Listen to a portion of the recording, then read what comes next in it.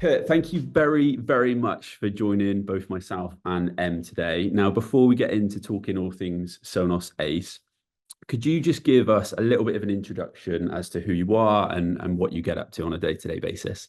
Yeah, sure. So I'm head Dolby Atmos Mix Engineer at Dean Street Studios in London.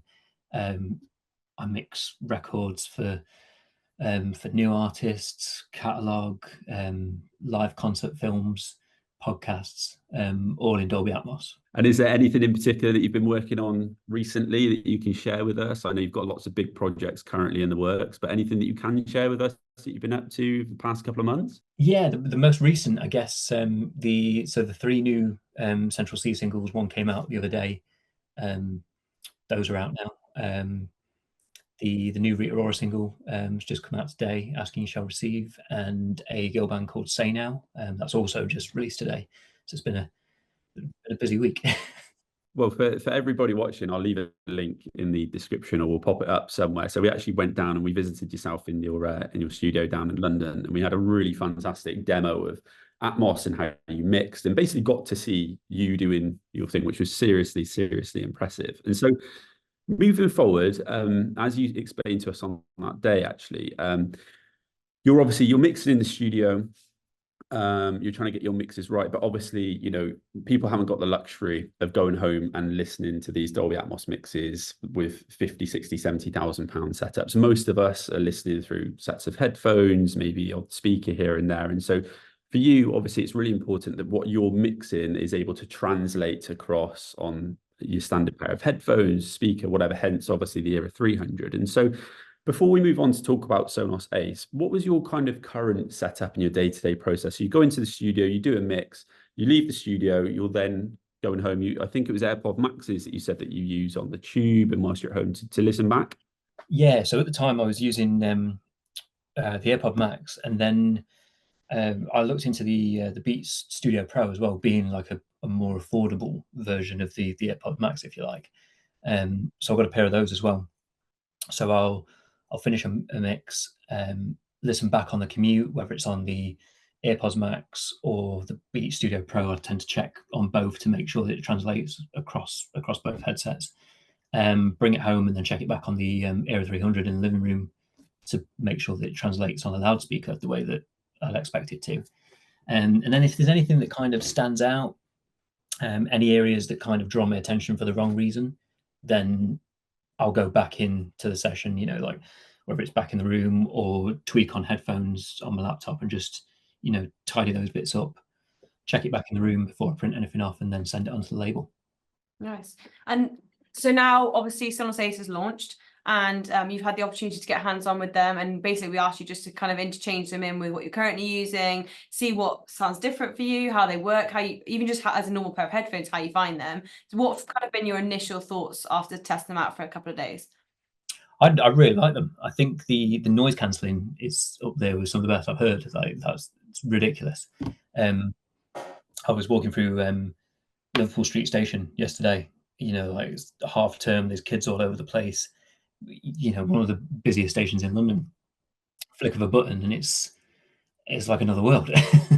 Then I think in terms of sound, like listening back to Atmos on both Apple Music and Amazon, there's an incredible amount of depth and space, which is exactly what you want from a spatial mix. It feels good.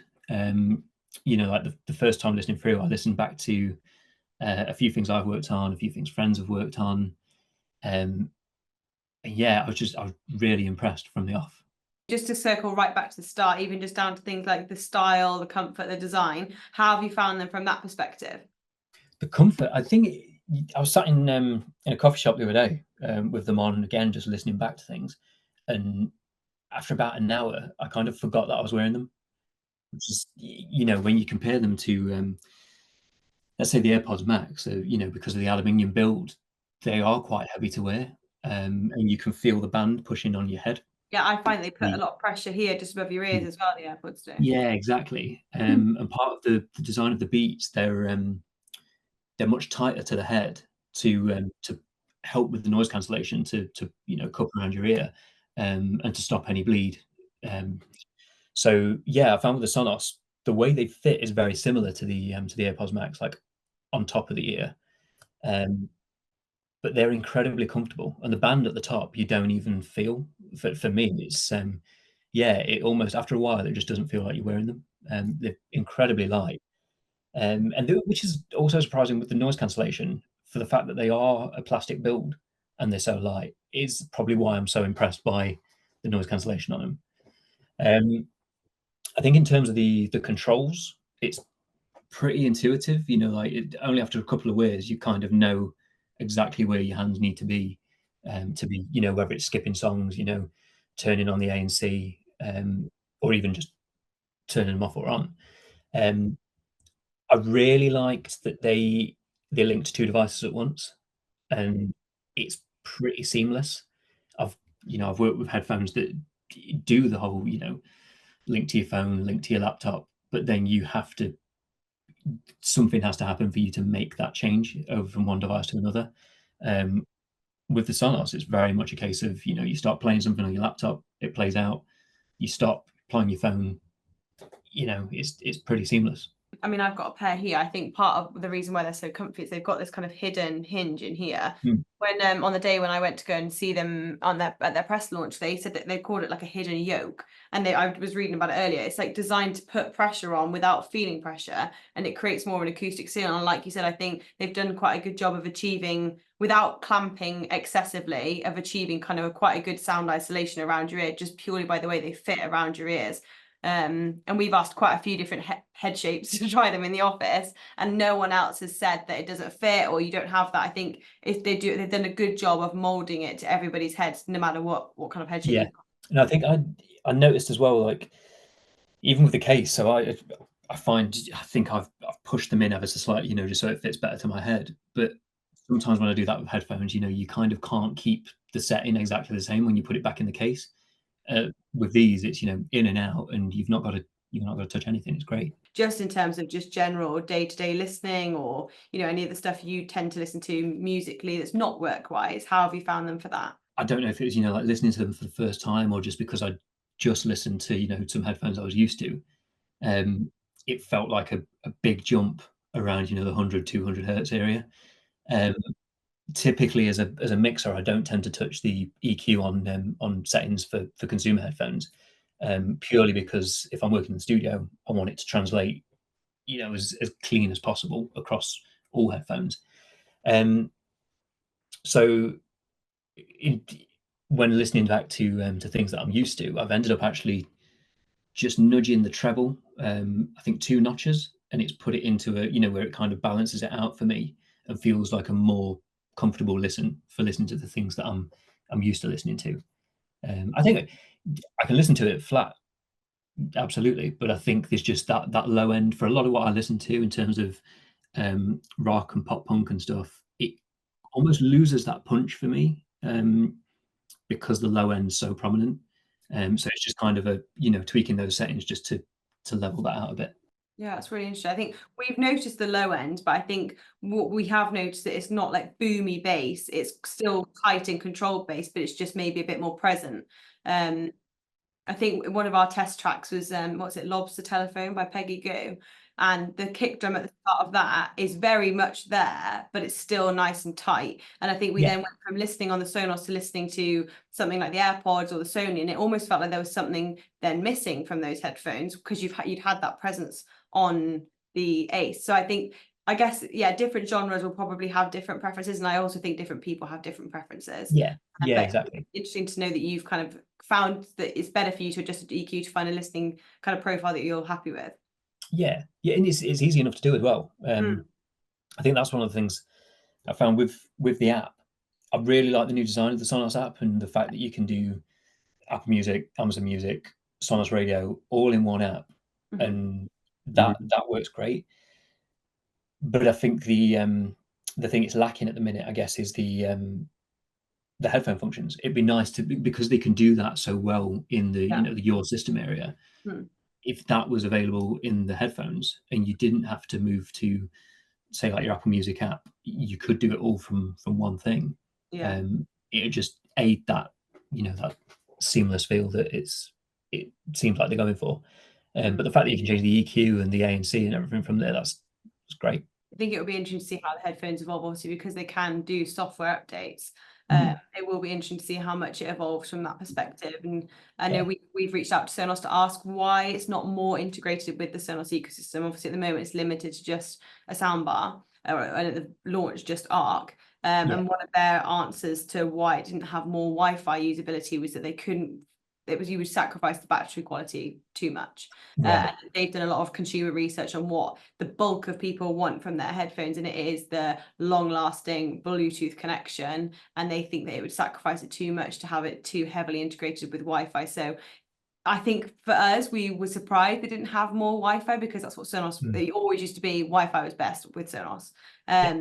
But having now had their feedback on why, I can understand it more. It doesn't mean that we don't wish it wasn't there, but I think I understand now that it's difficult to get a balance between a really good pair of Bluetooth and, you know, headphones with a really good battery quality, whilst not offering what we thought they would offer at the start.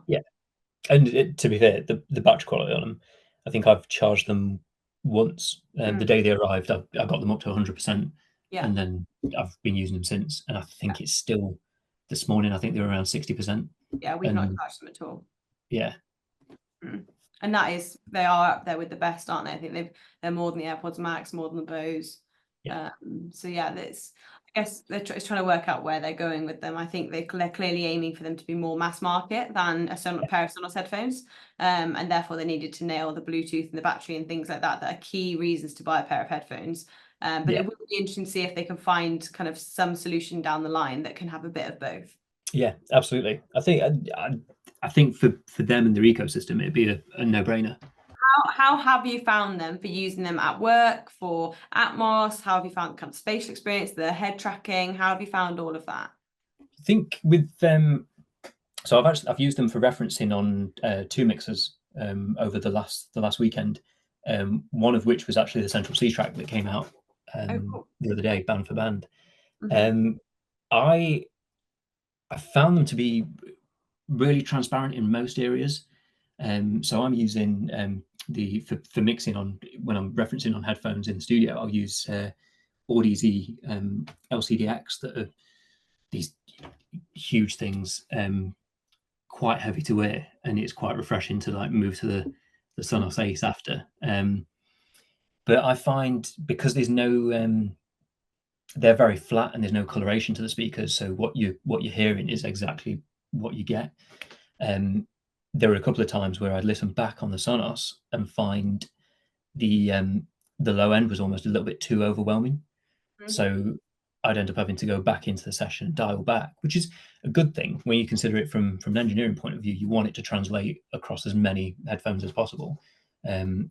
So to be able to go back in and make those tweaks and make it a little bit tighter so it felt better on the headphones is definitely a good thing. You've not noticed that you've had to do that with the AirPods Max before? Not I think because I'm so used to them now, I kind of know pretty much what it's going to sound like. I probably did back when I started using them, but they've been out for like, where are we now? I think I've been using those for the last 2.5, 3 years nearly, whenever they came out. But yeah, so I think probably back in the early days, but I think with these being so different and so new, you're kind of having to get used to it. And I think because I was kind of listening to it, listening to tracks that are available already and trying to get them, to understand what they sound like and what I'm going for, and then to actually be doing what I'm doing in a session and being used to those headphones, and flicking between the two. It's it's interesting when you're not so used to the headphones that you're referencing on, but it's a good thing. It's, like I say, it means that I get to go back in, tweak, and get it. So when I do listen back on the Sonos Ace, it feels good. It feels like what you'd expect it to sound like. And in terms of kind of, have you tried any of the head tracking stuff with them at the moment? Yeah, so the head tracking on Apple Music and Amazon, to me, feels exactly like you'd expect from head tracking. I'm not the biggest fan of head tracking for music. I think it's great for what it's meant for, like for whether it's FaceTime or watching video content and the content staying at the front. For music, I'm not that keen. I think it can take you out of a lot of what you're listening to.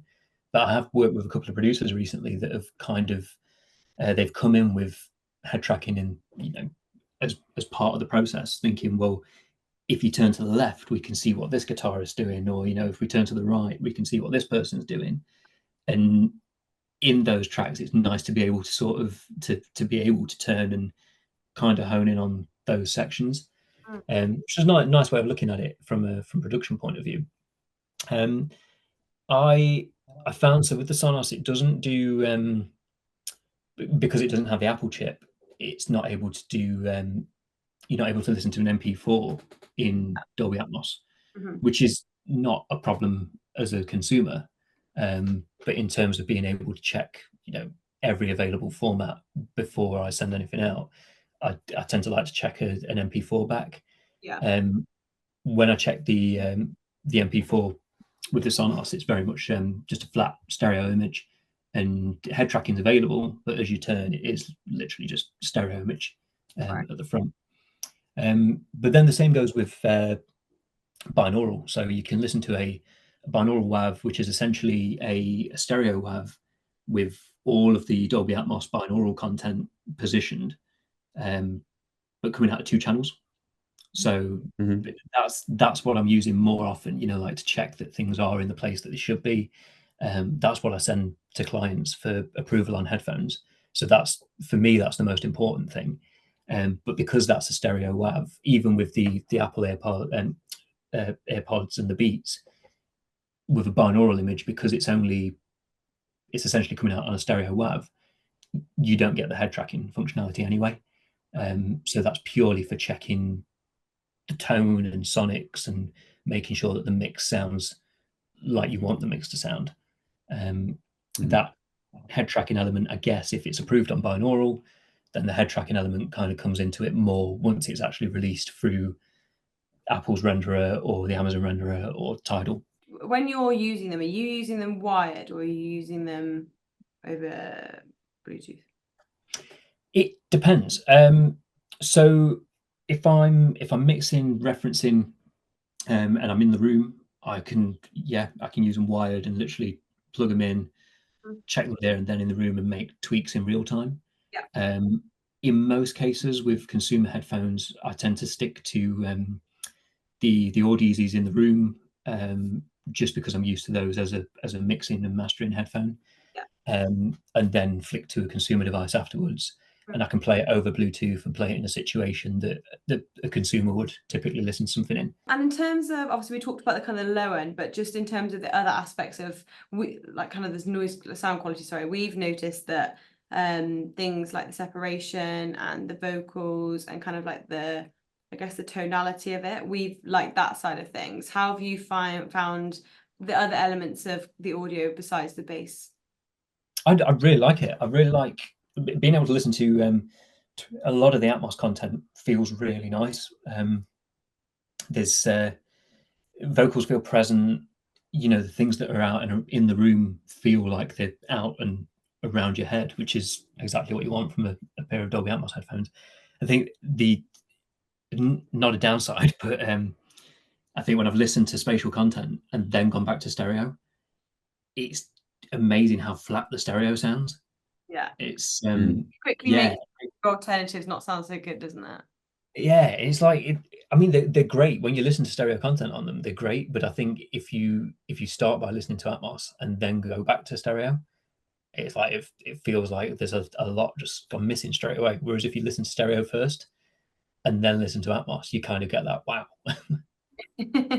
Absolutely. Are there any differences, Kurt, between, like, I know you've mentioned between like the Beats, which you said was surprising considering like the low end on the Aces surprised you a little bit because you thought that was typically what you kind of get from Beats. But I wondered, are there any kind of major comparisons, anything you've really noticed difference sound quality wise between the Sonos Ace and the AirPods Maxes? Is there anything that's jumped out to you? Have you noticed anything between the two of them?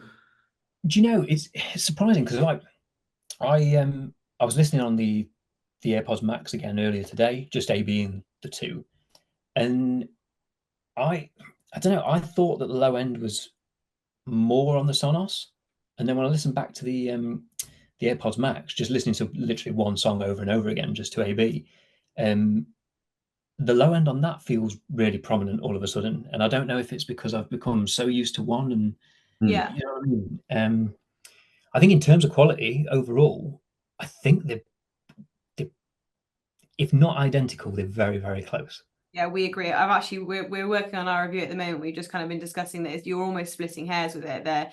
Yeah. Some tracks you prefer one, some tracks you prefer another. There's nothing distinctive enough to say one is better than the other, I don't think.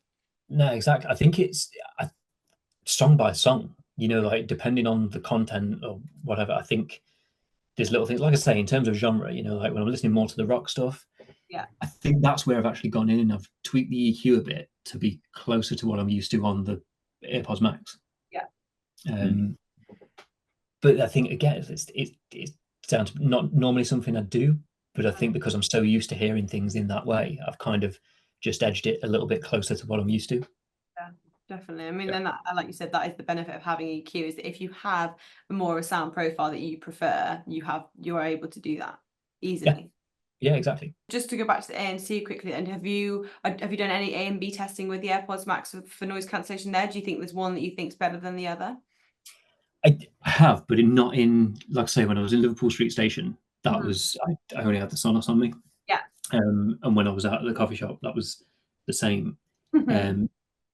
Today in the studio, I've had, like a few bits going on the speakers pretty low, and just kind of thrown them on and just stuck on the ANC.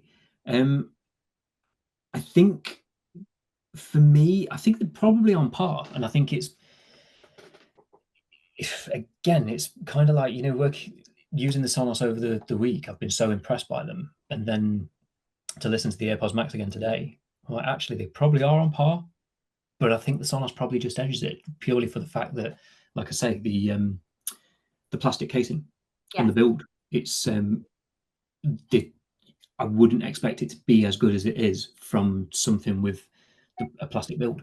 Yeah, agree. And I think that is one of the most common downsides I see in forums or kind of community posts about AirPods Max, is people just wish they were a bit lighter and a bit comfier. And I think that if Sonos are managing to kind of deliver on ANC, deliver on sound quality, and they're comfier, that kind of, for me, that would tip the edge if you're happy with the design of them and kind of like the Sonosness of them. That is such a big pro, especially if you're the sort of person like, I mean, I wear my headphones for 7-8 hours a day during work, so they have to be able to be worn for that long. No, exactly. I think it's there are times where, I mean, with most headphones, I get to a point where I'm like, right, these have got to come off. Like, got to give not only your ears a break, but the band across your head. I've not had this with these yet. I've obviously been wearing them for a long period of time, especially like editing, and typically I'll use Sony XM5s to do a lot of like the YouTube editing, because their headphones, and it's interesting really, because I really relate to what you're saying in terms of, like, once you've had the AirPod Maxes for so long, you trust how they sound. Like, you've mixed so many different tracks and used those as a reference that you start to get a good idea of, like, I know how this sounds based on these pair of headphones. And so it's the same with me when I'm editing these videos. Like, I've edited probably 250 YouTube videos now. I started with the XM3s, moved straight to the XM5s, and like I use them. So I really trust how they sound. So I trust like the levels and the sound tests. Even when we're doing sound tests with different headphones or whatever, I still use the XM5s as like that reference. Yeah. But I think what is really interesting is the thing that I struggle with a lot is when I'm sort of sat at the desk for 6-7 hours or whatever, I do start to get quite a bit of ear fatigue with a range of different headphones as well. I do try to use some others, especially for testing. Like, we are using different pairs of headphones all the time. But the one thing with the Sonos Ace that I've definitely noticed for sure is, like you said, I don't feel like I've got them on. After like an hour or so, you kind of forget that you're wearing them. But I think one thing that and again, this is something that we're interested in testing, so I'll be interested to know your thoughts on this as well, is things like call quality, microphone quality out of these headphones.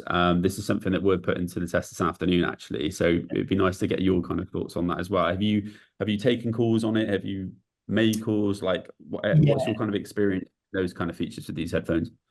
I've only had the one call, but my wife's got this thing about, whenever she rings me and I've got headphones on, like if I try and talk through that, she's like, "Oh, take your headphones off." You know, she can tell straight away. With the Sonos, we had a full-on conversation the other day, and I was like, "Can you tell them on headphones?" He's like, "No." I'm like, "Great," which is pretty good sign. Yeah, we've noticed the call quality is right up there. It's, yeah, like you said, it doesn't sound like you're on a pair of headphones typically. I mean, they're never amazing, I don't think, but I do think that they've done a good job at kind of being right up there with the best we've tested for call quality. Yeah, I think in terms of like, for me hearing her was solid. I mean, obviously I didn't get to hear myself on her end of things, but her reaction will do. Yeah, that's a good enough. Yeah. But it seems like she's a good reference. Yeah. Oh well, I think my only final question is: would you say that you'd recommend them, and would you recommend them at a price of what they are, which is $449? Yeah, absolutely. I was saying this to someone earlier. I think they're very much, as the price point goes in terms of features and things. There's little things. So when I bought the Beats, they don't do the what's it called? The automatic. You know, when it and I was like, I don't think that matters to me. You know, like in terms of the price point and knowing that they, you know, made by Apple. Yeah. They have the same, you know, similar technology and, you know, more accessible sort of thing. I thought, oh, yeah, give them a go. And the button's right there, you know, like for you to pause to take them off. It's interesting using the Sonos how easy it's been to literally just take them off. Everything pauses, you put them back on, everything continues, and there's no faff, which I really like. And when I've watched plenty of videos where, you know, like people are, you know, say for the price point and for the features, I get it now. And yeah, I fully understand. And I think in terms of what they do, in terms of weight, in terms of features, the sound quality in general, and the ANC, yeah, absolutely. Oh, thanks very much, Kurt. No problem. Thanks for having me. I've really enjoyed giving them Our resident Sonos tester. Yeah, no, I think all we take is thank you very much for hopping on here and sharing your initial thoughts so far. Obviously, it's only been a week or so that we've been testing these, so I'm sure as time goes by, and you know, we'll pick up things again at some point, no doubt. But yeah, no, just thank you so much, and it's super interesting to hear that, you know, there's some of these tracks that are literally out right now that you've you know, that you've used the Aces for to actually reference as well, which is incredible. Yeah, literally, when was it? I did it on, so it was bank holiday weekend, and then it was literally out the next day. That's the wire. Everyone needs to go and listen to some Central C now then and see action. Yeah. Like the Sonos Ace.